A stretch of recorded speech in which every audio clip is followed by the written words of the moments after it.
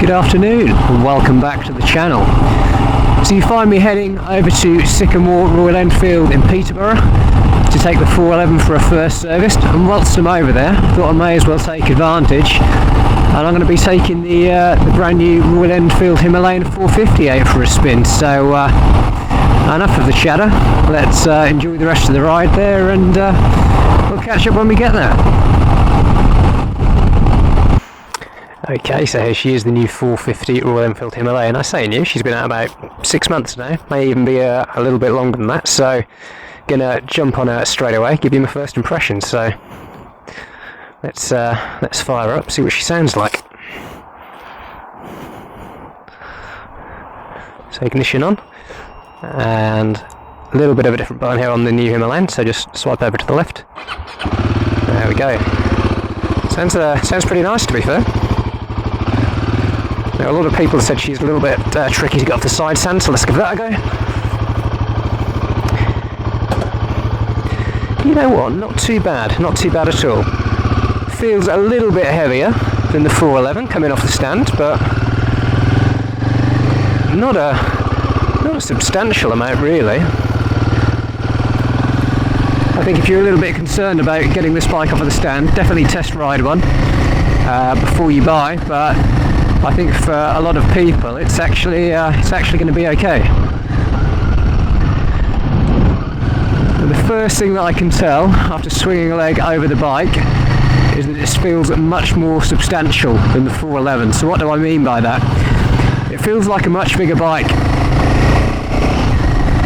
The tank feels bigger, and I think because your legs are slightly more spread apart on this compared to the 411, it does give you the impression that the bike is much bigger in stature. So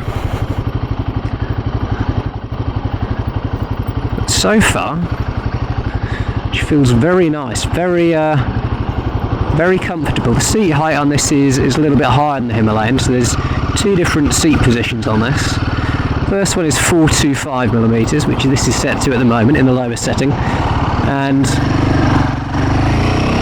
there's actually adjustment under the seat as well, so you can increase the seat height to 445, I believe, whereas the Himalayan 411 has an 800mm seat height. So it's really nice that Enfield have kind of thought outside the box there a little bit and given riders that option.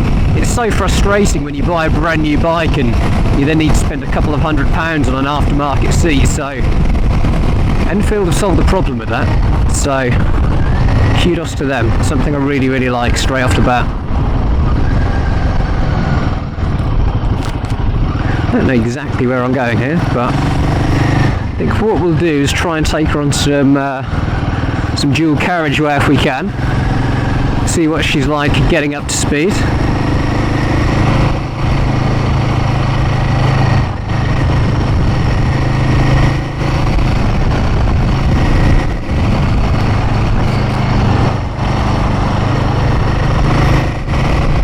Okay, third gear here, 26 miles an hour. See how she does.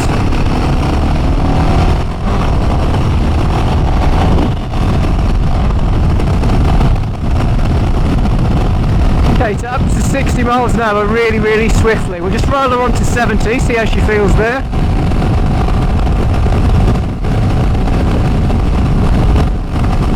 Absolutely fine. Now the main difference between this and the 411 is that when the 411 is sitting at 70 miles an hour, there's not an awful lot more to give. We'll just twist this on from 70 and 6, see how much she's got. Yeah, pulls really nicely, so if you're going to be doing some more long distance touring and want a little bit more overtaking capability than the 411 offers, this is definitely going to be a welcome upgrade. And obviously one of the benefits you get with that engine size increasing from 411cc to 452 on the Himalayan 450.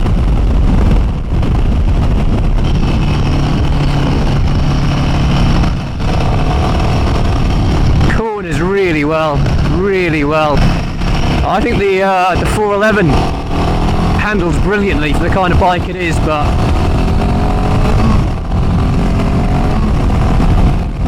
this just feels as though it's a level above. And having that 6th gear is really, really welcome. That's one criticism I have of the 411. I think that bike would be so much better with an extra gear, and this 450 is certainly all the better for it.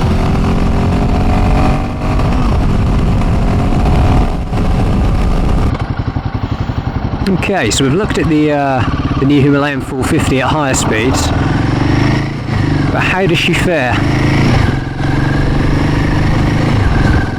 at more sedate riding, shall we say? So 30 miles an hour now, just going through this little village. Absolutely gorgeous little village it is as well. I think it said Elton back on the sign, but absolutely stunning. Anyway, so slow speed riding, absolutely fine. Really smooth, really refined.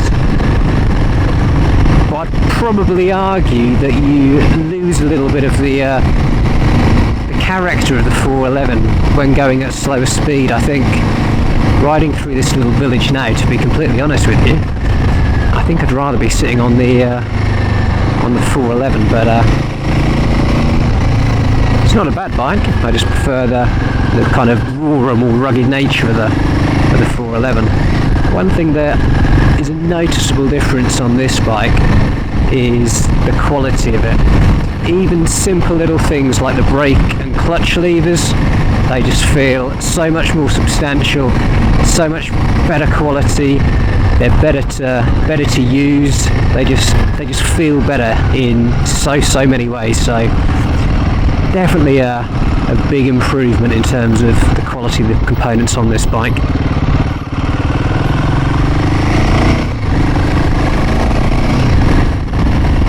One thing that my mic isn't good at is picking up sound, but I hope you can hear the sound of this engine. Again, that's something that I believe is better on this bike than the 411. It sounds fantastic. I was sitting waiting to go at a junction a few minutes ago and couldn't stop revving the thing. It sounds great. Right, let's wind her up, see what she can do on some twistier roads.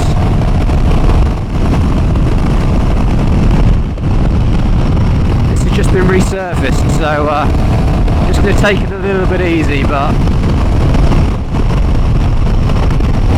it's a real shame because I can feel the suspension, the chassis both working together, and in terms of handling, again, it's a noticeable upgrade on the 411. It really is in a completely different league in that regard.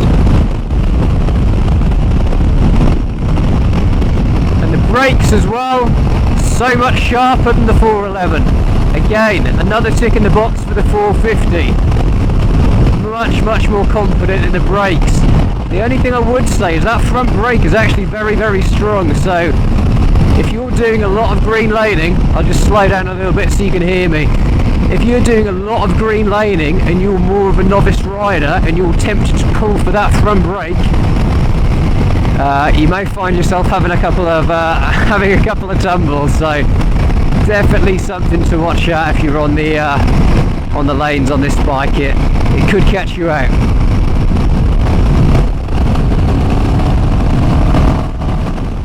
Now, one thing I want to do is give you guys the opportunity to really listen to this engine and the exhaust noise it makes.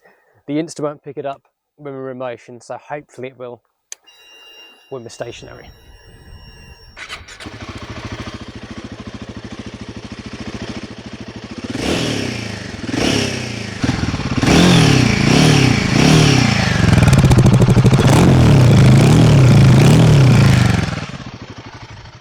Okay, so here she is, the Royal Enfield Himalayan 450.